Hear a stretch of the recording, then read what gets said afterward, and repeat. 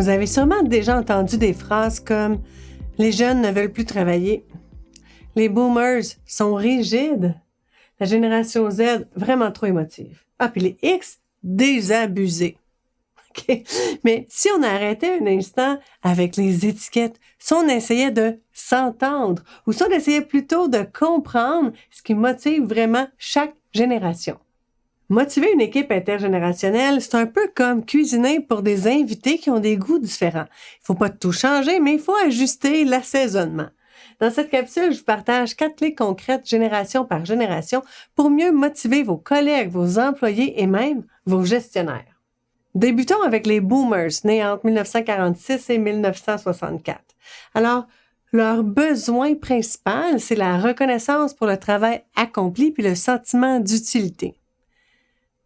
Des fois, à l'inverse, ce qu'on va faire, c'est qu'on va les ignorer sous prétexte qu'ils sont proches de la retraite ou bien on va les exclure des décisions comme s'ils étaient déjà en sortie. Ce qu'on pourrait faire à la place, ce serait de leur confier des rôles de mentorat ou de transmission de savoir. De valoriser leur expérience dans les projets. Et surtout, de reconnaître leur accomplissement passé et leur loyauté.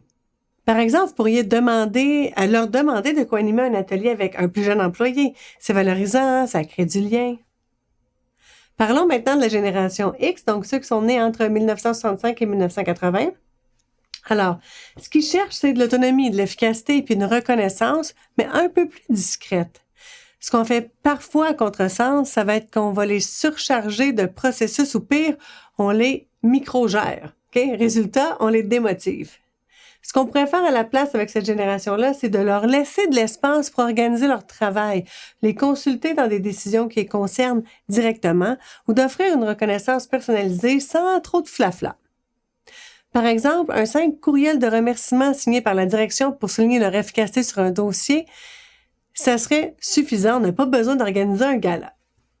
Parlons maintenant de la génération Y ou des milléniaux qui sont nés entre 81 et 96.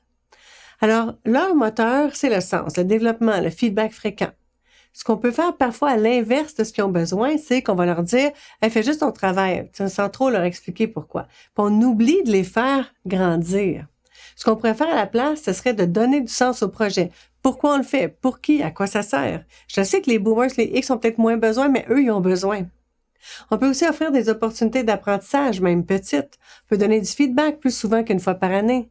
Donc, par exemple, lors du lancement d'un nouveau mandat, on pourrait prendre 5 minutes pour leur expliquer comment ce projet contribue à la mission de l'organisation. Ça pourrait tout changer. Parlons de la génération Z, donc ceux qui sont nés après 1997. Alors, leur besoin, ça va être de se sentir inclus, écouté, d'avoir un bon équilibre de vie. Alors, ce qu'on fait parfois à l'envers avec eux, c'est qu'on va les traiter comme des enfants. On va leur imposer un modèle de performance qui est super rigide ou sans nuance.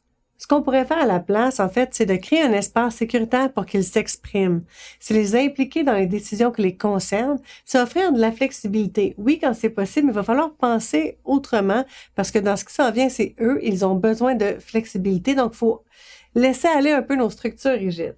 Alors, ce qu'on préfère, c'est leur demander leur avis, disons, sur l'intégration. Les nouveaux, ils peuvent avoir des idées simples, brillantes. Motiver toutes les générations, c'est pas nécessairement se plier en quatre, mais c'est simplement se poser les bonnes questions. Qui ai-je devant moi? De quoi cette personne a-t-elle besoin pour se sentir engagée? Puis là, qu'est-ce que moi, je dois ajuster pour répondre à ce besoin-là? Qui est évidemment aligné avec le rôle, l'organisation, etc. Mais c'est peut-être aussi de re-questionner les façons de travailler pour être capable d'être quelqu'un, un leader qui comprend puis qui agit en s'adaptant.